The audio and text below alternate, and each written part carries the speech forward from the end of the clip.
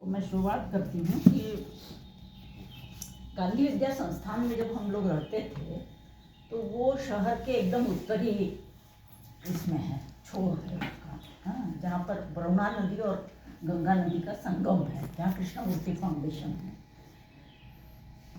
उस फाउंडेशन के पीछे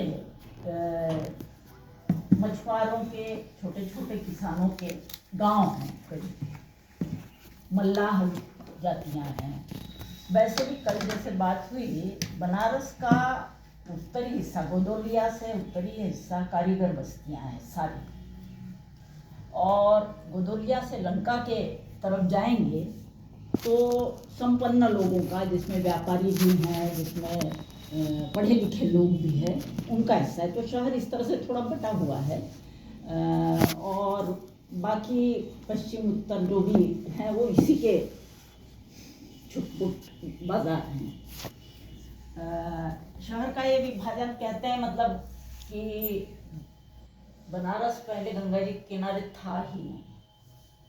ये शहर बनारस के किनारे न होकर वरुणा के किनारे, ऐसी कहानियाँ हैं। अब कितने सही है हम नहीं बता सकते, लेकिन पुरानी कहानियों में अगर हम लोगों को प्रासंगिक आज के लिए लगती है तो एक कहानी है जिसे हम सुनाना चाहेंगे।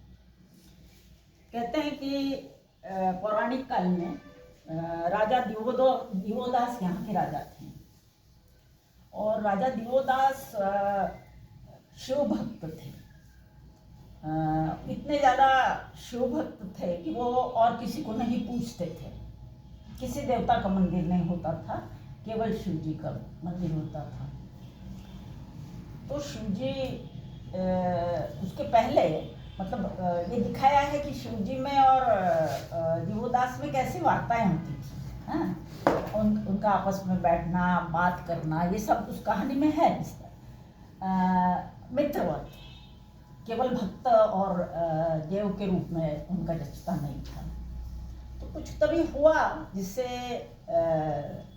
एक बार शिव जी ने उनसे पूछा कि तुम क्यों नहीं और देवताओं को पूछते हो या उनको काशी में रहने की जगह देते हो? तो बोला, नहीं, मैं आपका भक्त हूँ और मैं किसी को नहीं पूजूंगा। तो शिव जी नाराज हो गए और उन्होंने कहा, तो फिर मैं जाता हूँ, मैं यहाँ नहीं रह सकता, फिर मैं चला जाता हूँ। और वो वरुणा गौतम ये गोमती नदी और गंगा जी का जहाँ संगम है वहाँ चले गए। तो जब शिव जी वहाँ चले गए तो प्रजा के कुछ कुछ छुटपुट लोग भी वहाँ जाकर बसने लगे। तो एक बनारस वहाँ भी हो गया, गोमती और गंगा के किनारे। तो दिवोदास को चिंता हो गई कि ये क्या है ये। तो जब खाली हो गई काशी तो एक एक कर देवता आने लगे। ऐसी कहानी इस तरह से लिखी है कि एक एक कर देवता आने लगे और काशी बस में बस गए। सूर्य भगवान, उस समय के जो भी हो देवता, सारे मंदिर उनके आ गए। अब वो राजा दिवोदास ने लाए या वो खुद आए, ये उसमें स्पष्ट नहीं है, लेकिन हम मानते हैं कि राजा के ने लाए। और तब वो शिव जी के पास गए। शिव जी, धीरे धीरे प्रजा भी आने लगी। शिव जी ने कहा कि अब मैं आ सकता हूँ यहाँ, और वो फिर काशी आकर बस गए। तो इस कहानी से शिव जी ने जो स्पष्टता, जो वार्ता की दिवोदास से, उसमें उन्होंने कहा कि देखो, एक की पूजा करना ये नैतिक नहीं है। अगर तुमने मेरी ही एक देवता के रूप में पूजा की है तो ये नैतिकता के मूल्यों से खरी नहीं उतरती। तुमको अनेक लोगों के साथ वही रिश्ता बनाना है जो मेरे साथ है, तभी तुम भक्त हो सकते हो।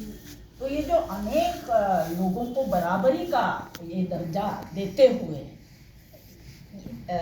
मतलब समाज में उसको स्थापित करना, आग्रह रखना कि वैसा ही रहोगे तो तुम्हारा राज चलेगा, ये इस कहानी से आता है। और बनारस की ये परंपरा है। अब बनारस में अनेक तरह के संस्कृति के और अनेक तरह के लोग आए हैं। हर एक, आप अगर इधर से चलेंगे राजघाट से, उसको हम लोग भैंसासुर घाट कहते हैं, और महिषासुर घाट मतलब यूँ कहिए कि यहाँ पर एक व्यक्ति रहे जिन्होंने ओबीसी जातियों पर शोध किया है। उन्होंने उस पर उस मंदिर का जिक्र किया है कि क्या था, कौन देवता हैं ये, महिषासुर मतलब, और क्या रिश्ता रहा अन्य देवताओं से। पढ़ने जैसा है, वो पढ़ना चाहिए कि अलग अलग देवताओं में और अन्य जातियों के देवताओं में कैसा रिश्ता था। तो वहाँ से आप अगर लंका की तरफ चले, घाट घाट घाट, मैं भूल गई क्या बोल रहे थे कि